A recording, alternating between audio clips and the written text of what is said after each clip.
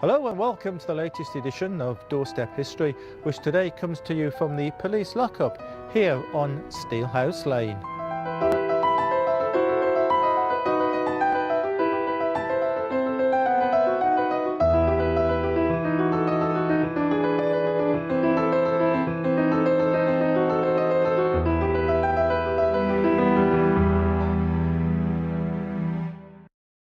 In today's programme, we'll be finding out some of the history of the building.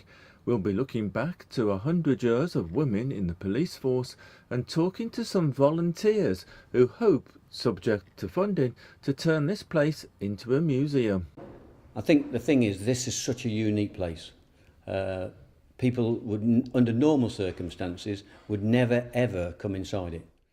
Between 1892 and 2016, the 67 cells at Steelhouse Lane held thousands of people, from petty thieves to notorious criminals such as Fred West, whilst they were awaiting a visit to the adjacent courts.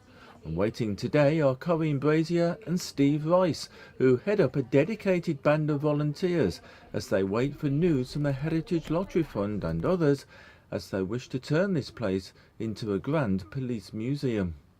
In the meantime, they're giving fundraising tours of the building and also talks.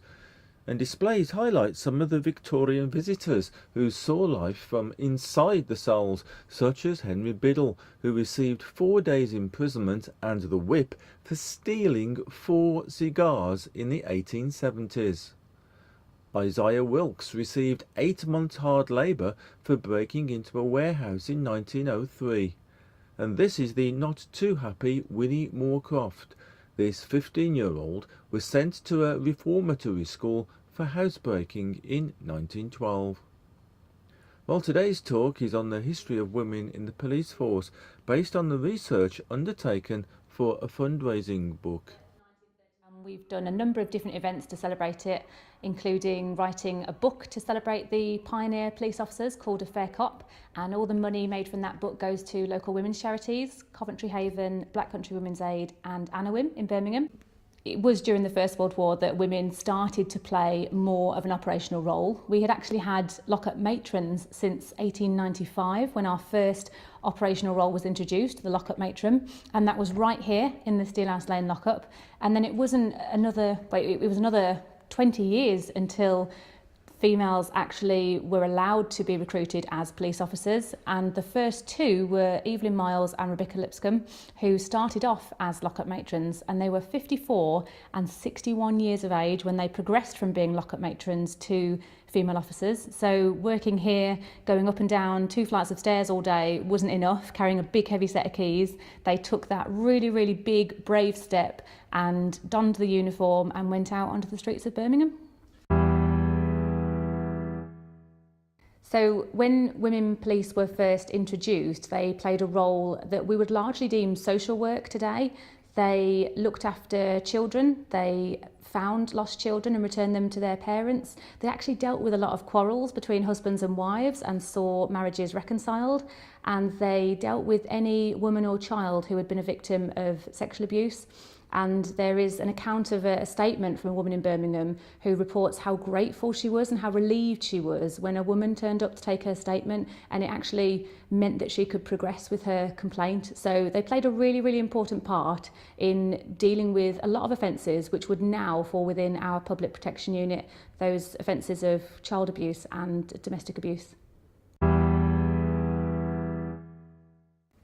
So tell me a little bit then about how policing has changed for women. There's obviously a lot more women and they've got stronger roles in the force. Absolutely. So starting off with 2 women 101 years ago, now our force is almost 30% female at every single rank, and women have been serving in every single rank with the exception of Chief Constable, and our Deputy Chief Constable is a female officer at the moment, and we do have other females in leadership roles right across the organisation.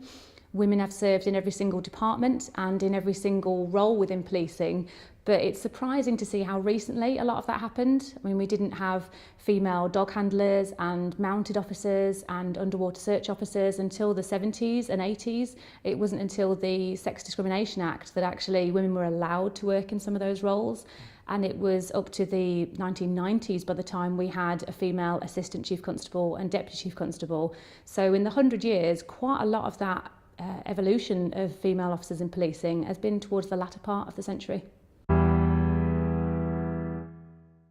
On this banner here, there's lots of police women throughout the ages by the looks of it. Can you just pick out a few highlights, as it were? Absolutely. Every single one of these women played a part in the evolution of female officers in the West Midlands. So, for example, we have Mary Jean Baldwin here. She was the first female officer to die in service in the West Midlands.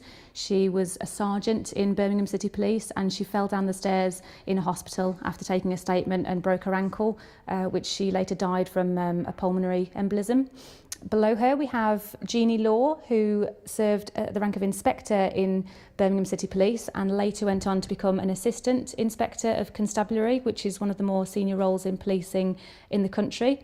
We have Pauline Wren here, who was the first chief superintendent in Birmingham City Police, the first female chief superintendent. And we have Julia Walsh, who was the first black female sergeant in West Midlands Police. And down here we have Anne Summers, who was the first Assistant Chief Constable and Deputy Chief Constable in the West Midlands. Okay, yep.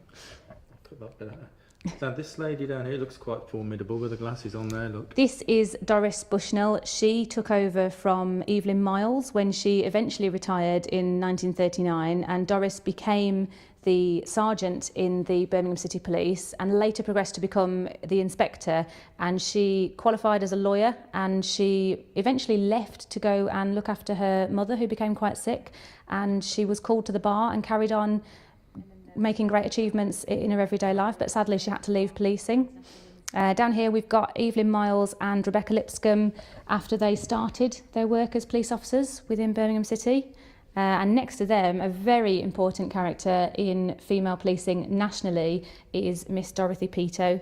She played a really significant role campaigning for female officers nationally during the First World War, during the 1920s.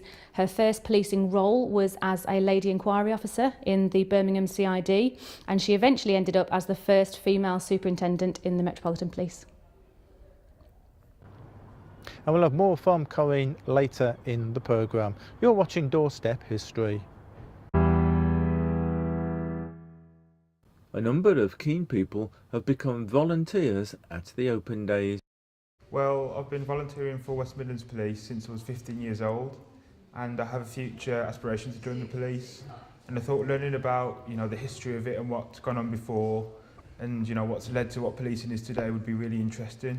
And it'll definitely help me when I join the police, knowing about the history and what goes on today. Every time I come here, I learn something new. And today we've been particularly looking at women in policing, and we've been learning about the different role models that there have been, and I found it really interesting to learn about the differences of women compared to men back in the day, and how much has changed compared to now, where police is pretty much an equal place. So yeah, really interesting, and I enjoy coming. I think the thing is, this is such a unique place. People would, under normal circumstances, would never ever come inside it. So to get an opportunity to come in here and see how criminals have been dealt with from Victorian times to literally 2 years ago, again, it is a unique experience. When I found out that the lockup facility was moved down to Perry Bar, and this was likely to become a museum at some point, I came down and had a look, and of course the next thing was I'm signed up to help with the visitors who come here. And for about 10 months, 68, 69, I was a young PC here, and strangely it was probably one of my most challenging, and probably due to my age, very interesting. And then a mutual friend of mine said that they were looking for volunteers, looking for people who had actually worked here to come and be guides. So I just rang Corinne, and it's now history, and it's probably again one of the most rewarding things you do, because you meet people, various people, very often retired police officers who haven't been down here for Yes, quite a few. 50 years, and it's a case of just being able to relay what happens and paint history. Now the lockup, it's subject, isn't it, to a heritage lottery bid, which viewers for Doorstep History will have known a little bit about from programmes we've done in the past. So just bring us up to date, really, what's happening. So we submitted our Round 1 Heritage Lottery application in November. We received a Round 1 pass in February, and now we are in the middle of the development phase, working really hard to complete all the necessary documentation to submit our Round 2 bid, which we aim to get in around about March next year. So if all goes to plan, if we secure all the funding that we need, undertake all the necessary building works to make this a standalone attraction, transfer all the exhibits and create some new fantastic displays, we hope that we could be fully operational by mid-2020. That's fantastic, isn't it? Yeah, I mean, we're still short of some of the match funding that we need, so we're still looking for companies and organisations to support us. We're looking at different initiatives like sponsoring a cell, different ways that companies, local companies, can support us and help out and support all the engagement plans that we've got. We want to do so much stuff with young people to deter them from a life of crime, to teach them about the social impact of crime, and the amount of school visits that we could undertake here is the reach that we could have is so significant. I think we could make a real impact on policing around the West Midlands and giving out the right messages to young people. So yeah, we're really interested to hear from anyone who thinks they could be able to help with anyone who wants to volunteer, anyone who thinks their company might like to sponsor something, or perhaps just get involved. Yeah. So what should people do then if they want to become involved or they want to help? So we have a website called wmpeelers.com. There is a contact us form on that website, so people can email us and get in touch and just let us know how they want to help out. We're really keen to hear from anyone. It's our team of volunteers is an ever-growing family. That's it. Brilliant. So we'll be following the progress of the bid over the next few months or so. So look out for that on future editions of Doorstep History. But from the lockup, that's it for now. So from Corinne and myself, goodbye and thanks for watching. Thank you.